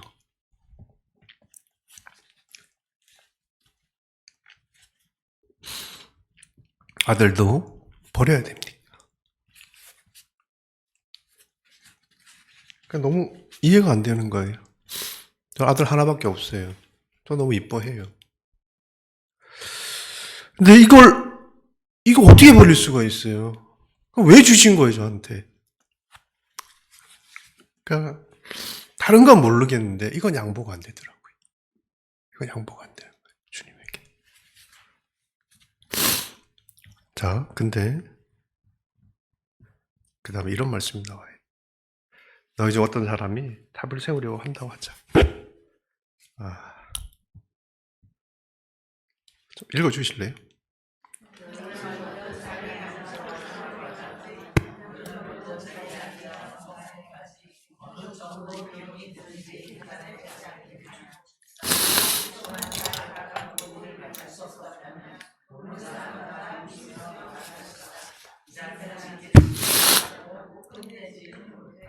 네.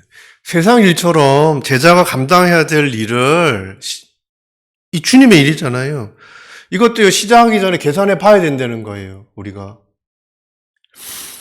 그래서 지금 시작은 괜찮은데 이게 끝까지 제대로 일을 마칠 수 있을런지 계산해 보라는 말씀이었어요.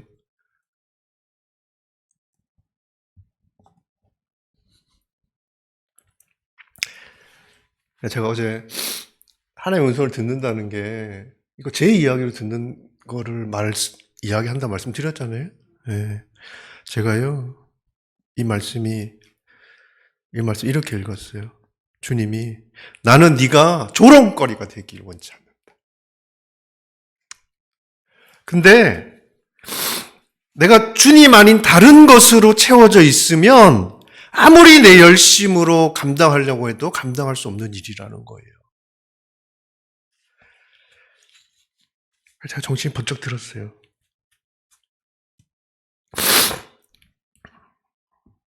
안 버렸더라고요. 아직도 붙들고 있는 게 있더라고요. 근데 주님이 이 말씀을 통해 주시는 위로는 이거였어요. 주님은 아들 버리라고 한 적이 없다는 거예요. 맡기라고 했다는 거예요. 맡기라고. 그래서 제가 정말 이 말씀 앞에서 저희 아이를 맡겼어요. 여러분, 이 말씀이 누가복음 말씀에 이렇게 되어 있습니다. 누구든지 내게 오면서 자기 부모와 아내와 자식과 나보다 더 사랑하면, 버리라는 말씀이 아니고요, 누굴 더 사랑하느냐의 문제였어요. 그러니까 버리고 포기하는 게 아니에요. 우리는 늘 헌신을 버리고 포기해야 하는 것으로 생각해요. 그러니까 너무 힘든 거예요. 주님이 내게서 정말 내가 사랑하고 아끼는 것을 뺏어간다고 생각하니까 우리가 순종하기가 너무 힘든 거예요. 안 되는 거예요, 그게. 그렇지 않아요. 가만히 제가 계산을 해봤어요. 내가 우리 아이를 키우는 것과 주님이 우리 아이를 돌보시는 게 뭐가 더 좋을까? 너무 뻔한 답 아닙니까? 제가 그날 이후로 저희 아들을 걱정해보지 않았어요. 너무 감사하게 주님이 잘 돌봐주세요. 근데 이날 집회는 좀 되게 힘들었어요. 타이페이는 사람들이 많이 오셔가지고, 우리 또 강사도 그렇잖아요. 막 이렇게 많은 사람들과 함께 이렇게 말씀 나누고 그러면 또 뭐 기운도 나고 그런데, 그날 한 10명 모여 있었어요. 근데 이분들이 표정이 너무 여러분 같으신 거예요. 막 이제 막 이렇게 막 아주 시리어스하게 이제 들으시는 건데, 너무 딱딱하니까 참 힘들더라고요. 그렇다고 말도 통하지도 않고 지금 옆에서 통역을 해주고 있는데 힘들었어요. 근데 사실 제가 그럴 줄 알았죠. 오늘 강의 힘들겠구나. 아까 말씀 봤잖아요. 오늘 힘들겠구나. 이 각오하고 갔어요. 근데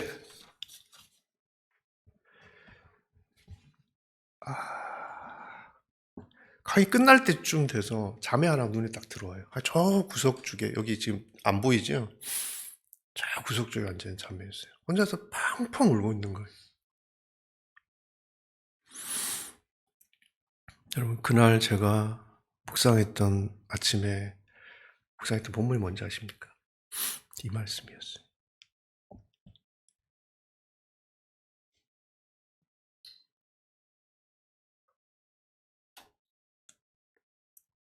제가요, 이 말씀을 읽을 때는 잃어버린 양을 찾는 목자의 마음으로 가라고 이 말씀을 읽었어요. 근데 거기서 제가 그 집회 장소, 그 자매를 보면서 제가 주님께 들었던 음성이 뭐냐면, 네가 그 어린 양이라는 거예요.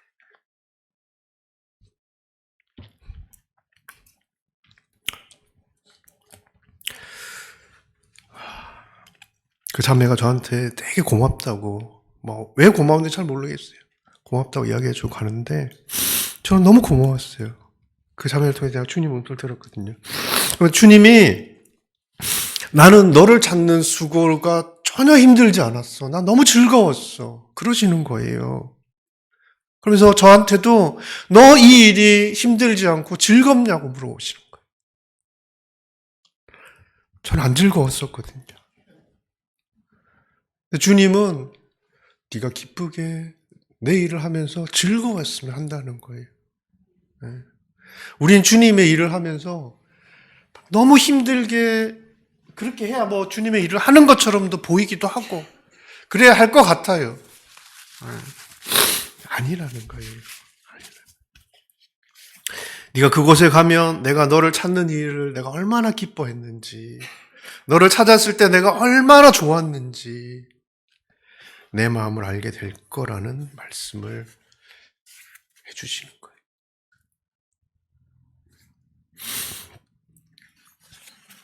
너무 감사했지요. 네. 자, 뭐 이 말씀만 하고 마치면 될 것 같습니다. 제가 시드니에 있을 때, 시드니에서 이제, 시드니 사역도 사실 쉽지는 않았어요. 힘들었는데, 그래도 참 은혜로 교회가 많이 평안해지고, 그래서 장로님들 또 우리 리더십들이 뭐 교회에 대한 기대가 있으신 거예요. 근데 갑자기 보스턴을 가라는 연락이 왔어요. 본부에서. 그래서 제가 가야 되는구나. 뭐 언제나 저는 뭐 그렇게 했으니까 가야 되는구나. 그렇게 하는데 저는 마음을 이미 정했는데 장로님들이 난리가 난 거예요.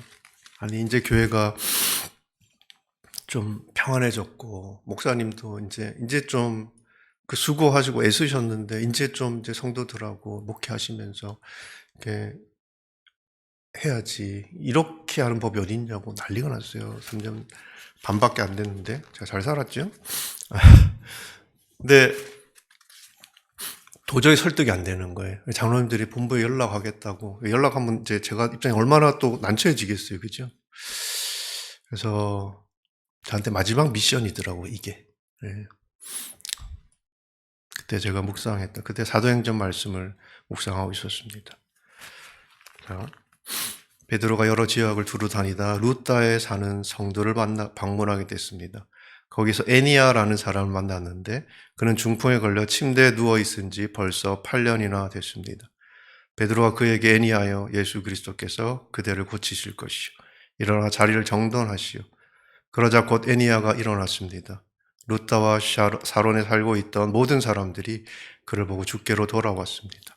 옆바에는 다비다라고 부르는 여제자가 있었는데 그리스 말로는 도르가입니다. 그녀는 언제나 선한 일을 하고 가난한 사람들 도왔습니다. 그 무렵 다비다가 병들어 죽게 되자 그 시신을 씻어 다락방에 두었습니다. 루다는 욥바에서 가까운 거리인데 제자들은 베드로가 루다에 있는 소식을 듣고 두 사람을 베드로에게 보내 속히 와달라고 간청했습니다. 제가 이 말씀 묵상하는데 도저히 제가 설명을 못하겠더라고요, 우리 장로님들한테. 근데 저는 이 본문을 수없이 묵상을 했는데요.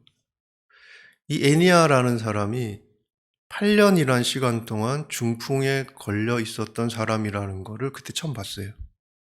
네, 말씀을 읽으면서. 제가 시드니에 왔을 때 그 시드니의 교회가 딱 8년이 되어 있었어요. 8년째였어요. 이렇게 사실 말씀을 이해하면 안 되는데 딱 8년이었어요. 그때 시드니 교회가 이랬어요. 네, 정말 처참하게 누워있는 모습이었어요. 그렇다면 제가 베드로겠습니까? 그렇지도 않지요. 근데 일어났어요. 근데 소식이 온 거죠. 옆바에서. 거기 사람이 죽어 있다고. 그래서 제가 장로님께 말씀드렸어요. 장로님, 여기는 하나님이 그러시는데 그냥 중풍병자의 모습으로 이렇게 교회가 그 시간을 지나왔답니다. 근데 일어나게 되었는데 저기서 오라고 소식이 왔는데 사람이 죽어 있대요.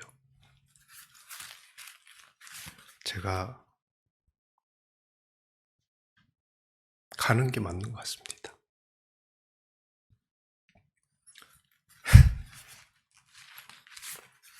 장로님들이 참 성숙하신 게 그러면 가셔야죠. 그리고 제가 왔어요. 잘 마무리했고 또 잘 와서 지금도 사역하고 있습니다. 저는 목회자만 이렇게 할 수 있다고 생각하지 않아요. 목회자이기 때문에 이렇게 해야 된다고 생각하지도 않아요. 여러분들이 선 자리에서 하나님께서 주신 일들을 가지고 정말 믿음으로 순종하며 여러분들이 하나님께서 주시는 많은 것들을 누리며 사실 수 있습니다. 저는 사역은 참 때로는 힘들 때가 있었어요.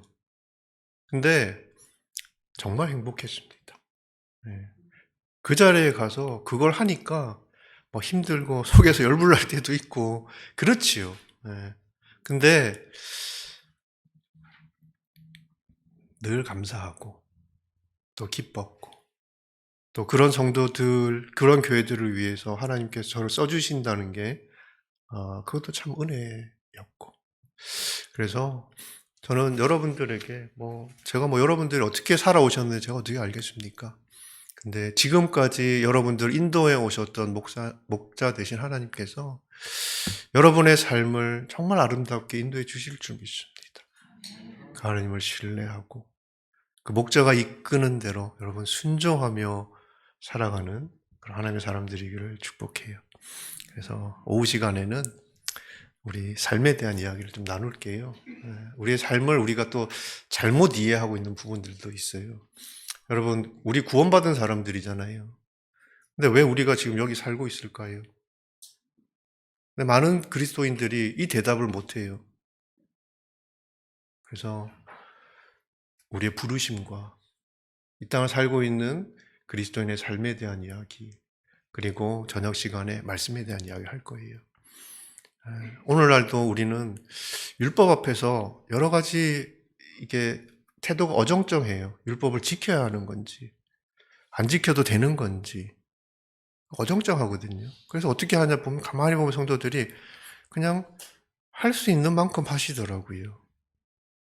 그래서 우리의 삶도 말씀 앞에서의 우리의 이 걸음들도요, 많이 쪼개져 있어요. 그래서 여러분, 오후 시간 통해서 여러분들이 정말 하나님께 얼마나 소중한 사람들인지 확인하세요. 그리고 어떻게 믿음과 순종으로 살아갈 수 있는지 확인하시길 바랍니다. 그래서 때로는 흔들리겠지요. 근데 흔들리면서도 여러분의 걸음이 주님을 향해 갈 수 있는 그런 우리 앵커리지 온누리교회 성도이길 축복합니다. 제가 한번 기도하겠습니다. 우리 한번 기도할까요? 우리 하나님 앞에 마음을 드리고 좀 기도했으면 좋겠습니다. 하나님, 참으로 우리가 믿음으로 살고 싶고 순종하며 살고 싶은데 뭘 잘 몰라서, 그리고 아무리 애써도 되지 않아서 참 하나님 낙담할 때가 많습니다. 그리스도인으로 살아가는 이 삶과 현실의 삶은 하나님 너무나 우리의 생각과 달라서 주님, 참으로 우리가 세상 속에서 많이 찢어지고 아프고 힘들 때가 있습니다. 주님, 그런데 우리는 지금까지 딴 곳에서 길을 찾았습니다. 목자를 찾아야 하는데 아버지, 이 시간 우리가 아버지 기도합니다. 우리의 목자가 되어 주시옵소서. 언제나 선하고 온전한 길로 우리를 인도해 주시는 하나님의 그 선한 뜻을 믿고 한 걸음 한 걸음 지금 여기에서 우리에게 주신 것들로 더욱더 하나님 보란듯이 잘 사는 그런 그리스도인으로 살아가게 하옵소서. 아버지, 참으로 겸손한 그리스도인으로 주님 서 있으라고 하신 그곳에 주님 정말 믿음으로 서게 하시고 정말 순종의 걸음을 걸어가며 하나님 우리 삶 가운데 예비하신 것들을 누리는 복된 자녀들로 살게 하옵소서. 우리 자 같이 한번 기도합시다. 주님, 겸손하게 주님 세우신 그 자리에서 아버지 감사와 아버지 하나님 정말 기쁨으로 선하게 주의 일을 감당하는 청지기로 살게 해달라고 우리 하나님께 한번 기도하며 나가겠습니다.